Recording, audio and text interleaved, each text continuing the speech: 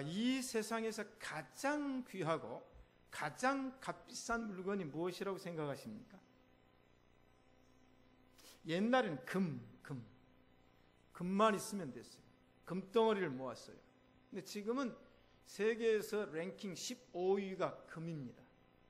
1g에 얼마요? 요새는 뭐 6만 원도 한 돈 중에. 금값이 뭐 쌌죠.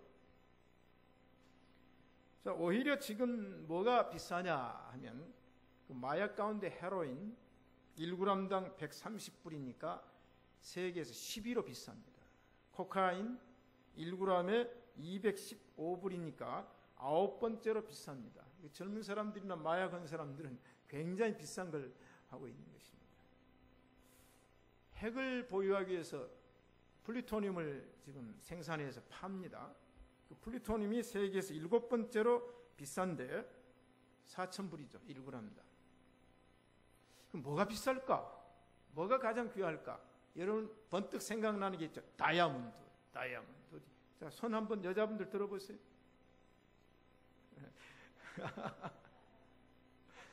여러분 이 손가락지에 이제 다이아몬드 가락지를 많이 하는데 얼마짜리예요? 1캐럿. 뭐 저는 잘 모르겠는데 다이아몬드가 1g에 55,000불 내지 6만 불이니까 3위입니다. 3위. 세계에서 3위. 그리고 제가 이제 다이아몬드 가장 비싼 거 한번 보여드릴게요. 이게 황금 다이아몬드라고 하는데 이게 5,000억 이상 가는 다이아몬드인데 545캐럿입니다. 크기는 아는데 이게 황금이에요. 황금. 하나밖에 없어요. 그 다음에 이제 아프리카의 별이라 그래가지고 다이아몬드 큰 게 있는데 이건 좀 커요. 1530캐럿짜리인데 이건 큽니다. 그런데 세 번째는 물방울 다이아몬드라고 해서 여러분 혹시 많이 보았죠? 이게 545캐 한 4,500억 정도 된다고. 이게 하나. 자, 그러면 다이아몬드가 가장 비싼 줄 알았는데 이게 3위 정도밖에 안 된다면 그럼 세계에서 2위 되고 1위 되는 게 뭘까? 궁금하시죠? 그게 이제 초우라늄이라고 그래가지고 항암 물질입니다. 항암 물질. 이것은 1g당 약 2억 7천만 불이라고 했어요. 1g당. 제가 보는 쪽에서 그 노란색 빛을 띠는 게 캘리포늄이라고 그래가지고 이걸 이제 의학적인 용어로 다른 말로 말하면 초우라늄 원소라 그렇게 얘기하죠. 이게 그렇게 비싸요. 1g에 얼마라고 그랬어요? 2억 7천만 불이니까 우리나라 돈으로 얼마가 되겠어요? 그럼 1등이 뭘까? 항암 물질인 엔티메타라는 게 있어요. 엔티메타. 이게 이제 1g당 미국 달러로 62조 5천억 달러라 그랬어요. 62조. 그런데 이 엔티메타를 인간이 만든다면 이제 만들어야 돼요. 지금 우주 공간에 있는데 이걸 만든다면 얼마나 복잡할까? 10억 분의 1g을 만들려면 수억 년 동안 예산은 돈은 10경원을 투자해도 만들 수 있을까? 그랬어요. 야, 여러분, 엔티메터 이게 항암 물질인데 이것만 가지면 모든 암 다 이제 치료가 돼버리는데, 자, 이게 우주 공간 안에 있어요, 지금. 있는데 이걸 우리가 지금 잡아야 돼요. 근데 이건 비물질이기 때문에 물질과 비물질이 있는데 이건 금방 사라져버려요. 이거 못 잡아요, 못 잡아. 빛이 있다가 사라져버리잖아요. 근데 지금 하나님이 우주 공간을 만들어 놓았어요. 이것만 붙잡은 유병원이 잡을 필요 없어요. 이거 과학적으로 이걸 지금 붙잡아야죠. 우리가 방사능 같은 걸 붙잡아서 가둬놓잖아요, 이게. 근데 이걸 붙잡을 길이 없어요.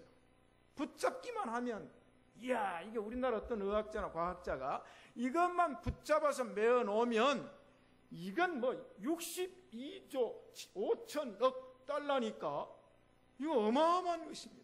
그런데 이걸 만들 수 있느냐? 만들려면 300조 원이 들고 10억 년이 돼도 만들까 말까 하는데 누가 만드셨어요?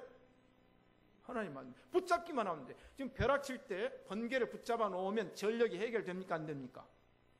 해결됩니다. 우당탕 치는 걸 그냥 딱 붙잡아 가지고 변전소에 가둬 놓으면 원자력 발전소 필요 없고 요새 일광 태양열 발전 필요 없어요. 그런데 이걸 못 잡는 거예요. 못 잡는 거예요, 이게. 이것만 붙잡아 놓으면, 자, 우리 하나님은 이 모든 것을 만드신 나의 아버지이신 줄로 믿습니다. 기독교의 이 성경 말씀에, 이야, 참, 내가 소유한 가장 큰 것들이 무엇일까? 제가 이미 말씀드린 이런 것들을 우리 소유할 수 있어요?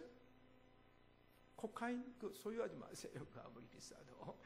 헤로인 그 소유하지 마세요. 여러분, 다이아몬드 한 5천억짜리는 고사하고 한 100억짜리만 소유해도 될 건데 있어요, 여러분? 끼고 다니는 건 이것은 먼지 같은 거라니까요. 여러분, 끼고 다니는 건 뭐 결혼식 할 때 다이아몬드 끼었는데 그건 찌끄러기 같은 거 하는 거란 말이에요. 자, 내가 소유한 가장 큰 것이 뭘까? 첫째, 따라합시다. 가장 큰 사랑을 소유했다. 아이고, 목사님 그거 다 아는 얘기죠. 여러분, 가지고 있는데 모르면 오늘 알아야 됩니다. 오늘 본문에 긍휼에 풍성하신 하나님이 우리를 사랑하신 그 큰 사랑을 인하여, 하나님이 사랑을 얘기했는데 그 사랑이 보통 사랑이 아니고 그 큰 사랑이니까 이제 그란 말은 정관사가 붙어 있는 거예요. 그 다음 크단 말은 이제 비교를 해서 최상급을 쓰는 겁니다. 자, 그 큰 사랑, 하나님은 나에게 어떤 사랑을 주었냐 하면, 사랑을 주시되 보통 사랑이 아닌 그 큰 사랑을 주셨습니다. 나는 그걸 이미 소유했어요. 그래서 오늘 찬송가 그 크신 하나님의 사랑, 말로 다 형용 못하여, 그 사랑이 얼마나 큰지, 그 사랑이 얼마나 위대한지, 그 사랑이 얼마나 값진지, 이걸 표현할 수가 없어서 바다를 먹물 삼고 하늘을 두루마리 삼아도 하나님의 사랑을 다 기록할 수가 없네. 이게 기독교의 아카페적인 하나님의 그 큰 사랑을 저와 여러분이 소유한 줄로 믿습니다. 이걸 가졌다니까요. 제가 이걸 가졌어요. 하나님 어떤 분인가? 우리 요한복음에 보면 하나님이 세상을 이처럼 사랑하사 독생자를 주셔서 이는 저를 믿는 자마다 멸망치 않고 영생을 얻게 하려 하심이니라. 하나님이 사랑하셨어요. 누구를? 나를. 이 세상 속에 있는 나를 사랑하셨습니다. 그리고 요한일서에 보면 하나님은 사랑이시니라. 하나님은 사랑이십니다. 그런데 그 하나님이 나를 먼저 사랑했어요. 내가 하나님을 알기 전에 내가 하나님을 전혀 몰랐는데 그분이 나에게 찾아오셔서 하나님이 나를 먼저 사랑했다. 와, 여러분, 대통령이 와가지고 아는 체만 해도 대단한 사람 아닙니까? 거기다가 미국의 오바마 대통령이 와가지고 나를 아는 체하거나, 지난번에 시진핑이 와가지고 저를 안 찾아보고 가서 얼마나 제가 섭섭했던지. 만약에 시진핑이 와가지고 예정이 없던 전주에 가자, 왜? 김승년 목사를 좀 만나러 가자, 난리가 날 겁니다. 그런데 하나님이 먼저 나를 사랑하셨느니라. 그런데 이 사랑을 어떻게 했냐면 아카페적인 사랑을 했는데, 그 사랑을 사도 바울은 이렇게 얘기하죠. 우리 목숨까지 너희에게 주기를 즐겨하면 너희가 우리의 사랑하는 자가 되었고, 요한 3서에 그가 우리를 위하여 목숨을 버리셨으니 우리가 이로써 사랑을 알고, 예수 그리스도를 이 땅에 보내셔서 그 아들을 십자가에 피 흘려 죽게 하심으로 하나님이 나를 사랑하는 그 사랑을 뭐해서 확증하였느니라. 확증은 법률적 용어입니다. 증명을 해줬어요. 왜? 예수님의 십자가의 피, 예수님의 십자가의 죽음으로 증명을 해줬어요. 그래서 하나님은 나를 사랑하실 때 어떤 사랑을 하느냐 하면 책임적인 사랑한다. 책임.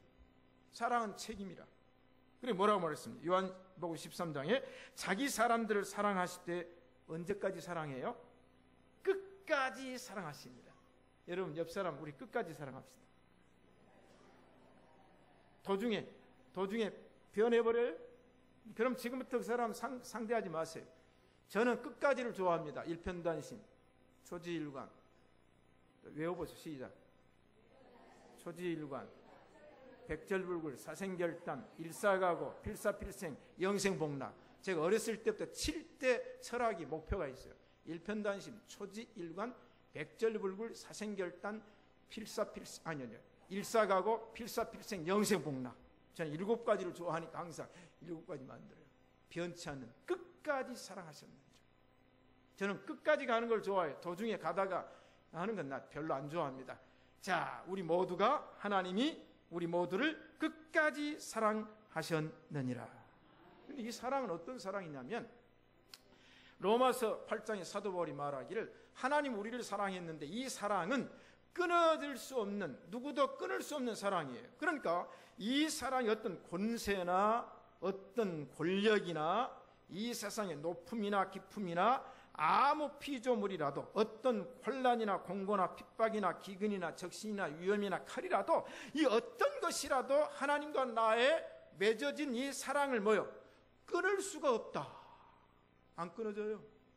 관계입니다. 관계. 자, 그런 하나님께서 우리를 사랑하셨는데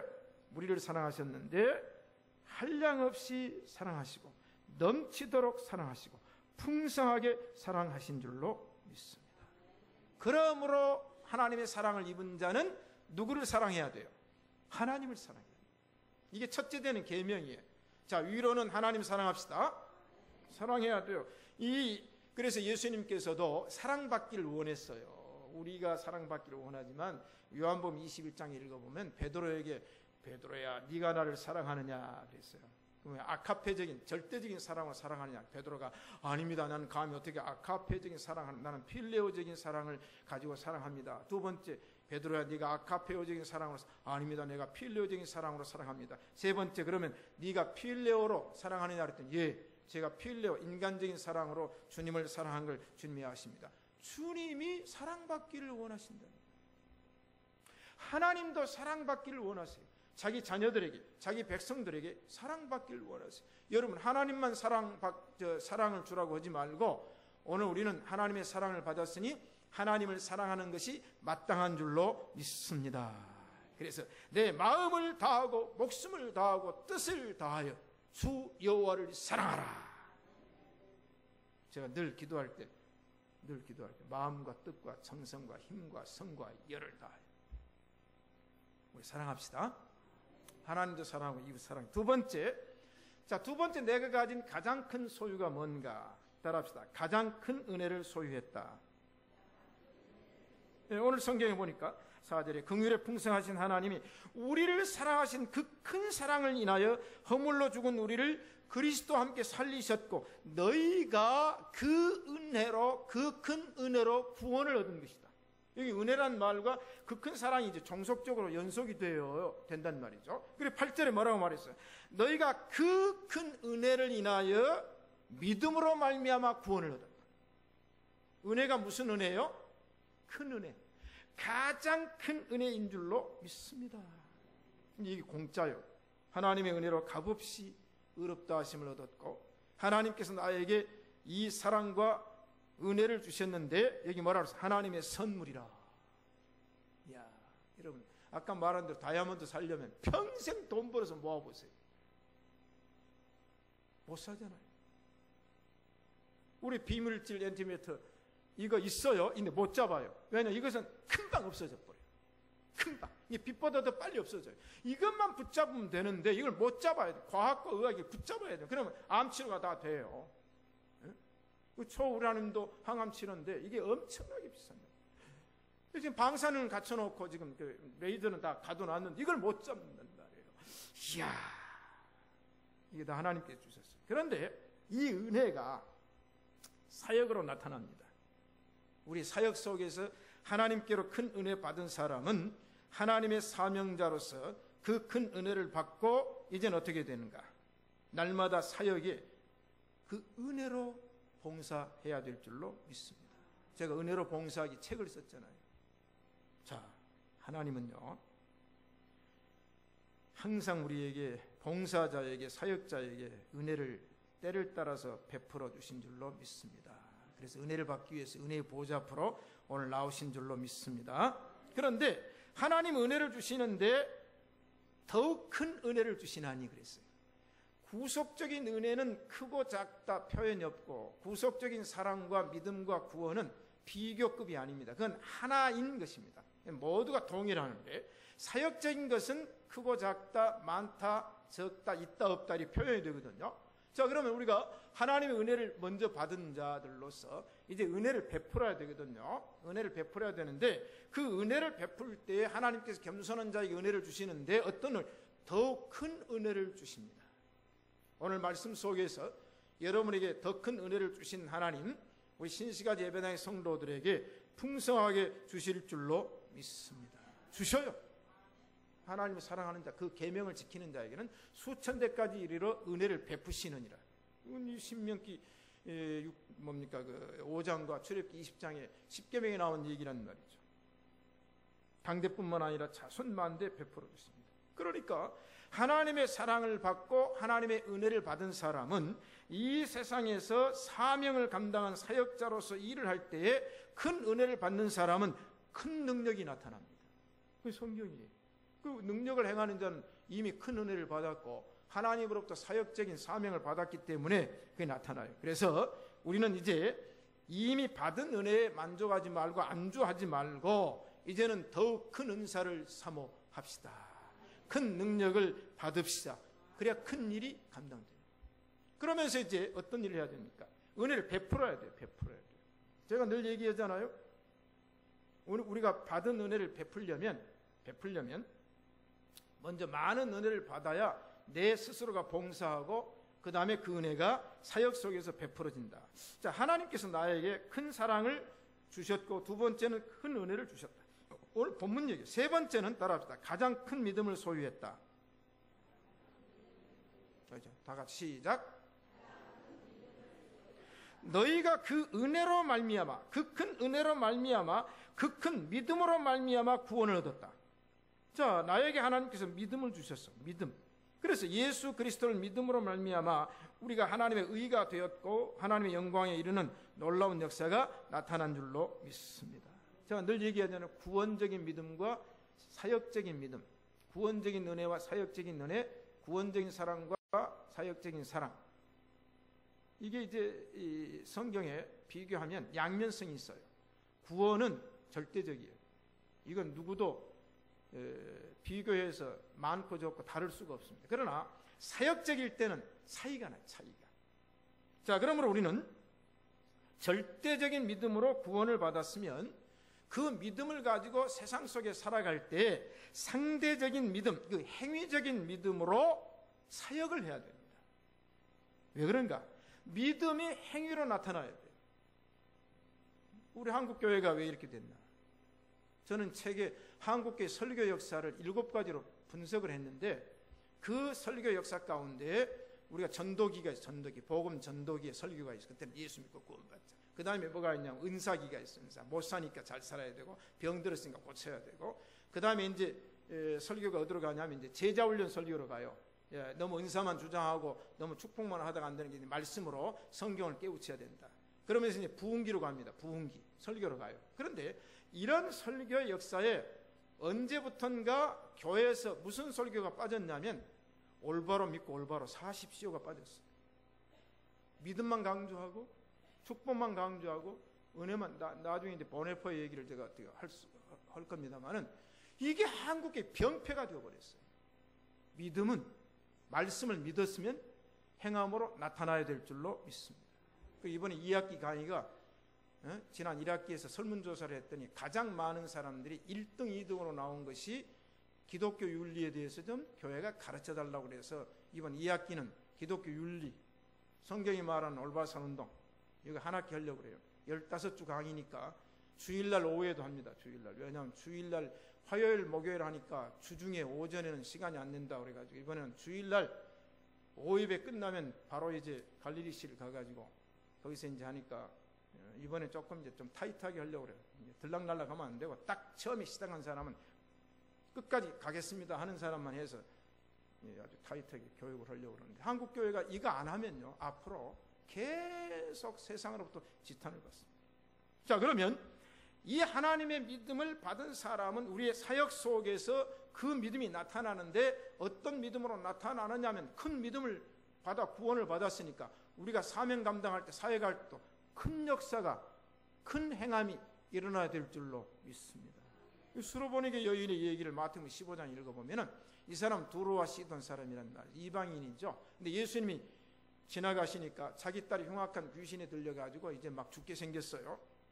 그래서 예수님께 와가지고 얘기를 합니다. 예수님, 내 딸을 좀 도와주십시오. 그러니까 예수님께서 이스라엘 집에 잃어버린 양 외에는 내가 다른 데로 보내심을 받지 아니했다. 그러니까 이 여자가 주여, 그래도 저를 좀 도와달라고 그래요. 그러니까 예수님이 뭐라고 말합니까? 자녀의 떡을 취하여 개들에게 던짐이 마땅치 않아. 너는 이방인이다. 나는 유태인이고. 그런데 이 복음을 너에게 줄 수 있냐? 그러니까 이 수르보니 여인이 자존심을 딱 깔아놓아요. 주여 올소이다. 맞는 말입니다. 여러분, 하나님이 여러분을 어떨 때는 야단치고 막 취급을 하찮게 할 때, 아니 내가 그래도 이래봬도 내가 목사고 내가 아무개인데 왜 나를 그렇게 취급하세요? 절대 대들지 마세요. 아셨어요? 그럼 뭐라고 그래요? 올소이다. 야 이놈아, 너는 종이다. 그럼 뭐야? 올소이다. 그렇게 얘기하지. 내가 종은 왜 종이요? 내가 회사에서는 사장인데 하면 안 된단 말이에요. 그러니까 이 여인이 올소이다만은 예수님, 주인의 상에 있는 내가 닭다리 주라고 하지 않습니다. 주인 다 잡수시고 그 닭뼈다귀 하나만 던져주세요. 그 얘기예요. 뼈다귀, 주인의 상에서 떨어지는 뼈다귀를 개들이 먹음이 마땅하니까 나는 그거 달라고 그러니까 예수님이 수로보니 여인의 마음의 겸손, 이걸 보시고는 뭐라고 말했습니까? 여자야, 네 믿음이 크도다. 네 소원대로 이루어질지니라. 기적이 어디에서 일어납니까? 내 믿음이 커야 기적이 일어날 줄로 믿습니다. 우리가 마태복음 8장 읽어보면은 백부장의 종이 하인이 중풍병에 걸렸어요. 예수님이 고쳐준다고 그래가지고 예수님께 갑니다. 예수님, 내 하인이 중풍병에 걸려 죽게 됐습니다. 내가 가서 고쳐주르라. 그러니까 백부장이 뭐라고 했어요? 주여, 내 집에 오심을 나는 감당치 못하겠사오니 다만 말씀으로만 하옵소서. 그리하면 내 하인이 낫겠나이다. 그러니까 예수님께서 백부장 이탈리아 사람 아닙니까? 그 믿음을 보시고 뭐라 그랬어요? 네 믿음대로 되라. 네 믿은 대로 되라. 네 믿은 대로 되라. 그랬더니 그 시로 하인이 나왔어요. 이 예수님께 이 백부장이 와가지고 감사하는 거예요. 그랬더니 뭐라고 말합니까? 이스라엘 중에 그 누구에게서도, 그 아무에게서도 이만한 믿음, 그 말이 큰 믿음이에요. 만나보지 못했다. 사랑하는 성도 여러분, 오늘 목사의 믿음이 큽니까? 목사라고 다 믿음이 큽니까? 아닙니다. 목사도 믿음이 크지 못하고 많지 못한 목사가 왜 없겠으며, 교회에서 일하는 직분자라고 다 믿음이 큽니까? 아닙니다. 오늘 또 위로부터 내리는 하나님의 은혜를 받고 하나님의 말씀을 믿는 그 믿음이 그 시간 큰 줄로 믿습니다. 그러나 시험 들면 믿음이 떨어지면, 은혜가 떨어지면 그건 큰 게 아닙니다. 아니, 없어질 수 있어요. 그런 믿음입니다. 그러므로 우리는 이 시간에 마태복음 13장이나 17장에서 말씀하시는 겨자씨 믿음 소유합시다. 겨자씨는 생명이라고. 생명. 이것은 갓씨 같고 모든 씨앗보다 작지만은 심겨주니까 자라서 나물보다 커서 나무가 되어 그늘을 이루어 많은 새들이 깃들고 사람들이 그 그늘 아래 쉬어가느니라. 교회가 뭐가 되겠어요? 겨자씨 교회가 돼야 됩니다. 광주의 겨자씨 교회 나옥수 목사님이 하는 게, 나옥수 목사님이 저한테 신학교에서 배운 제자인데요. 개척해가지고 광주에서 지금 뭐 1등, 2등 가는 교회로 부흥시켰어요. 이번 9월 총회를 거기서 한다고 합니다. 여러분, 겨자씨, 우리 신시가지 예배당은 겨자씨 교회가 되어서 많은 새들이 깃들고 지나간 사람들이 우리 교회의 그늘 아래 쉬어가게 될 줄로 믿습니다. 이 겨자씨 믿음 뭐요? 이 산을 명하여 바다에 옮기라 하여도 옮길 것이요 또한 못할 일이 없느니라. 이 믿음이 바로 큰 믿음인 줄로 믿습니다. 자, 그러면 자, 이제 우리가 네 번째 뭘 소유해야 되는가? 따라합시다. 가장 큰 구원을 소유했다. 시작.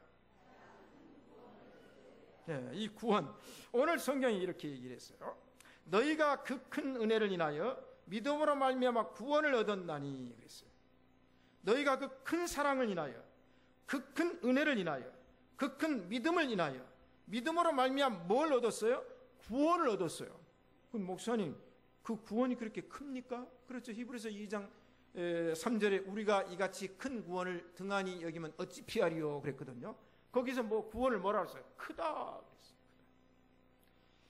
여러분 예수님께서 십자가의 피로 저와 여러분을 구원시켜 주신 줄로 믿습니다.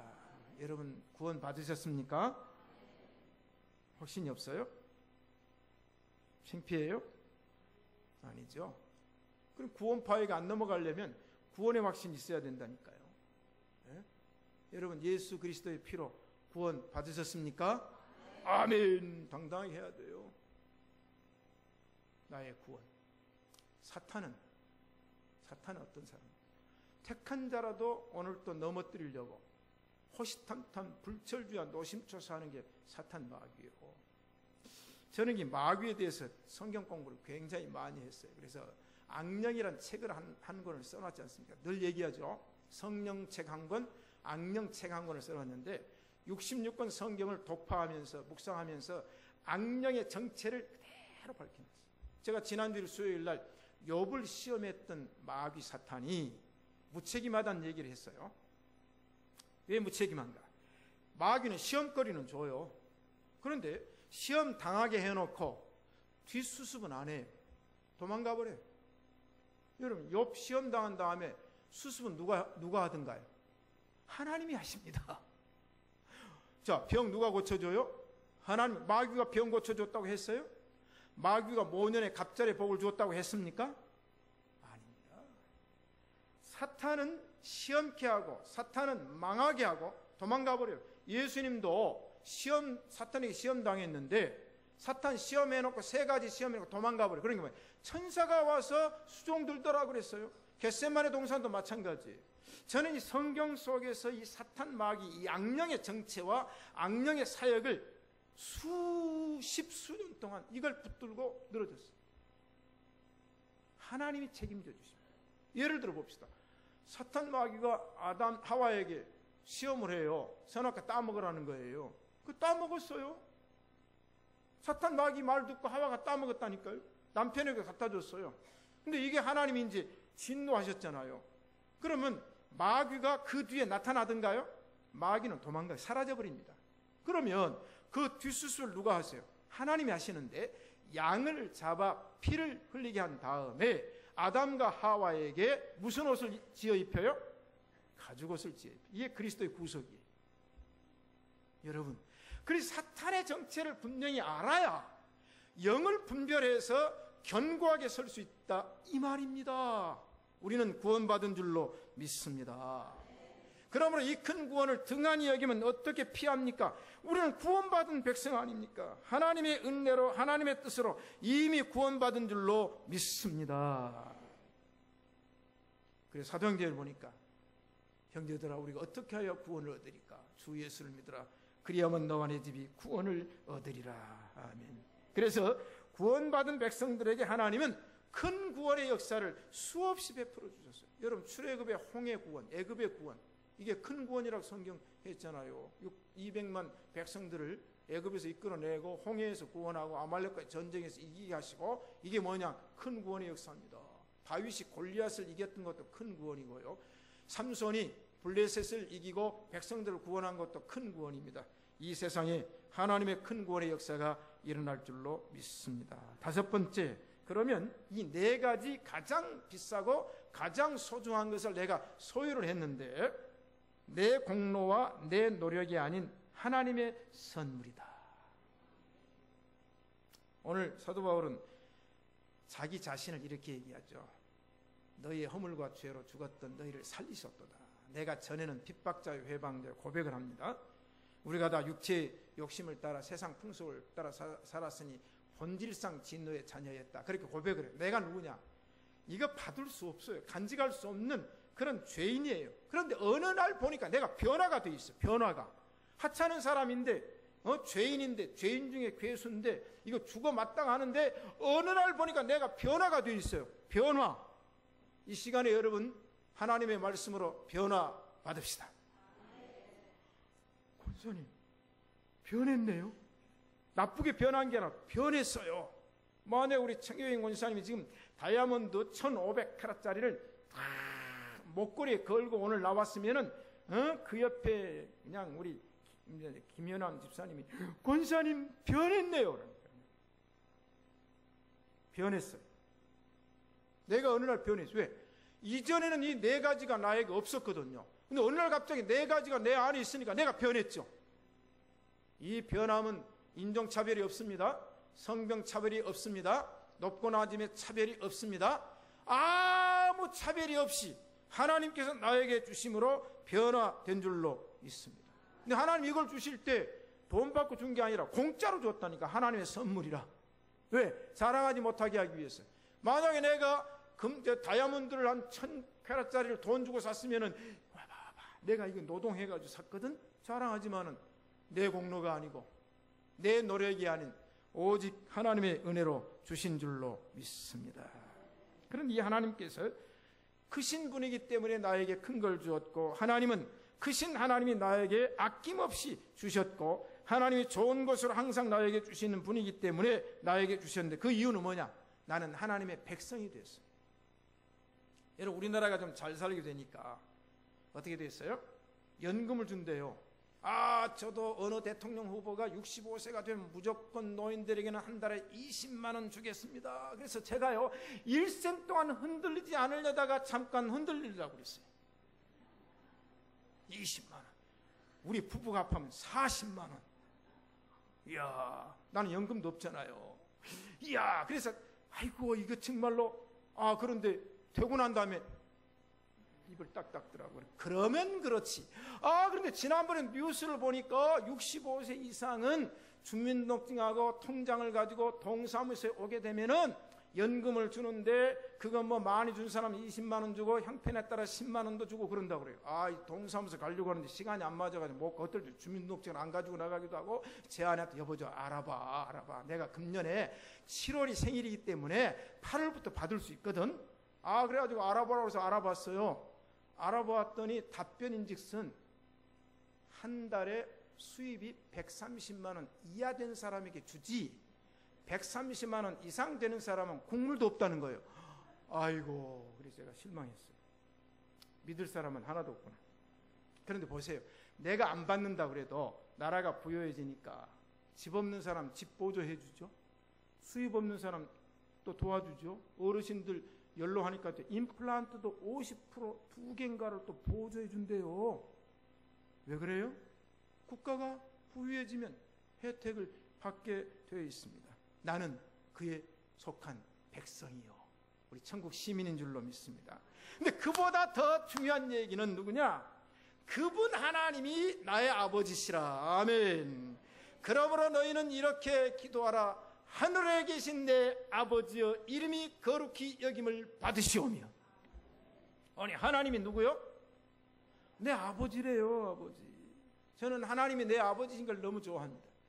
제가 예수님 믿고 교회 다니다가 어느 주일날 주일학교 나갔는데 전도사님이 9시 예배 설교하는데 요한복음 1장 12절 13절을 본문으로 설교해, 영접하는 자 곧 그 이름을 믿는 자들에게는 하나님의 자녀가 되는 권세를 주셨으니 이는 혈통으로 육정으로 난 것이 아니 오직 하나님의 뜻대로 나신 자들. 이 본문을 가지고 설교를 하는데, 제가 그날 그 주일학교 설교를 듣고 얼마나 감동 감화를 받았던지, 마음속으로 하나님은 나의 아버지시요 예수 그리스도는 나의 구주이심을 믿습니다. 오늘 시간에 내가 하나님을 영접하고 예수님을 영접합니다. 그때부터 일편단심 초지일관 백절불굴 사생결단 일사가고 필사필생 영생복락. 이걸 옛날에 이성봉 목사님이나 손양호 목사님이나 주기철 목사님 이 설교하면 막 그때 난리가 날 텐데, 요새 사람들은 좀 밴들밴들 했는지 이 얘기라도 감동이 별로 없는 것 같아요. 여러분, 일편단심 초지. 하나님이 나의 아버지십니다. 하나님은 모든 걸 창조하셨습니다. 하나님은 모든 걸 소유하셨습니다. 근데 성경에 보니까 네가 양자의 영을 받아서 하나님의 아들이 되었는데, 아들은 상속을 받는다고 그랬어요. 기업을 물려준다고 그랬어요. 아이고, 제가 이건희 씨가 지금 생명을 부지하고 있는데 산소호흡으로 부지하고 있대요. 그런데 그거 떼면 6조 원을 내야 돼요. 그래서 그거 안 뗀대요. 떼는 순간 상속세를 내야 돼요. 그래서 지금 상속세를 줄이기 위해 가지고 지금 작업을 하고 있어요. 가능하면 적게 내야 되니까. 그리고 어떤 사람은 4억까지는 줄여질 것이다. 여러분, 우리는 인간적으로 상속을 받지 못하도 아버지가 나의 하나님이신 줄로 믿습니다. 그 아버지께서 인간 아버지와 인간 어머니는 악한 자라도 좋은 것으로 자식에게 줄 줄 알거든 하물며 너희 천부께서 구하는 자에게 성령을 주시지 아니하겠느냐. 좋은 것을 아끼지 아니하실 것이라. 그 아들과 함께 너에게 주신 이가 모든 것을 너에게 은사로 주시지 아니하시겠느냐. 놀랍죠? 그럼 여섯 번째, 그럼 그 큰 것을 받을 수 있는 자격자가 누구냐? 이미 백성 되었어요. 자식 되었어요. 성도 되었으니까 기본적인 것은 우리가 다 받았습니다. 네 가지는. 그런데 욕심이 좀 생기잖아요. 자, 절대적인 건 받아서 소유를 했는데 살다 보니까 필요한 게 있어요. 사역하다 보니까 필요한 게 있어요. 그게 능력, 은사, 은혜, 말씀, 믿음, 충만인 줄로 믿습니다. 많이 좀 받아야 되겠는데. 그러려면 첫째, 큰 사람이 되어야 돼요. 목사님, 저는 키가 1m 60밖에 안 됩니다. 마음이 크면 돼요. 믿음이 크면 됩니다. 이건 신분과는 관계없습니다. 육체적인 체격과는 관계없습니다. 성경이 뭐냐? 큰 사람. 큰 사람이 돼야 큰 걸 감당할 수 있어요. 그 다음에 큰 그릇이 돼야 돼요. 큰 그릇. 종지기를 비가 올 때 딱 갖다 놓으면 비가 종지기 안에만 차고 넘쳐 가버립니다. 그런데 큰 다라야를 갖다가, 다라야? 예? 다라야? 그걸 갖다가 막 마당에 넣으면요, 그 다라에 풍성하게 차요. 종지기 물 받아가지고는 한 모금 꼴짝으면 자기 먹을 것도 없어, 자기 마실 것도 없어요. 그 마시면 끝나니 모자라. 그런데 큰 다라에다 물을 받아놓으면 그놈 가지고 식수도 하고 밥도 하고 세수도 하고 빨래도 하고 이웃집에 없는 사람이 와서 달라면 줄 수 있어요. 여러분 어떻게 하시겠어요? 종지기? 우리 신시가 예배당 성도들 종지기 교인? 장그릇 교인? 그럼 줘도 못 받는 거예요. 그 다음 또 하나는 아무리 큰 그릇인들 뚜껑을 딱 덮어놓고 나면은 아무리 장맛비가 내려도 그릇이 비어있어. 왜? 뚜껑 닫았거든요. 마음의 문을 열어야 될 줄로 믿습니다. 마음의 문을 열어놔야 말씀 들어올 거 아니에요. 아무리 또 깨끗한 그릇, 큰 그릇 준비해도 똥이 막 묻어있으면 그 안에 게 다 오염된다니까, 변질되어 버리니까 또 안 돼요. 이 성경적인 원리입니다. 사랑하는 성도 여러분, 우리 큰 사람, 큰 그릇 됩시다. 결론입니다. 나의 정체성. 그럼 내가 왜 존귀한 자인가? 성경에 보니까 땅에 있는 성도는 존귀한 자다. 나는 여호와 보시기에 존귀한 자라. 여러분 스스로 나는 누구요? 존귀한 자다. 나는 귀한 사람이에요. 함부로 하지 마세요. 옆 사람에게 하세요. 나 까불지 마. 나 함부로 굴지 마. 그럼 나 존귀한 사람이야. 나 보통 사람이 아니야. 그런 의식을 가져야 돼요. 나의 정체성. 왜? 우리가 이 보배를 질그릇에 가졌으니 그래서 이 보배를, 그래서 우리가 우겨쌈을 당하여도 쌓이지 아니하며 거꾸로 뛰름을 당하여도 당하지 아니하고 답답한 일을 당하여도 낙심치 아니하고. 왜 그래? 핍박을 받아도 버림받. 왜 안 그래요? 내 안에 가장 크고 값진 것 네 가지가 간직되어 있으니까.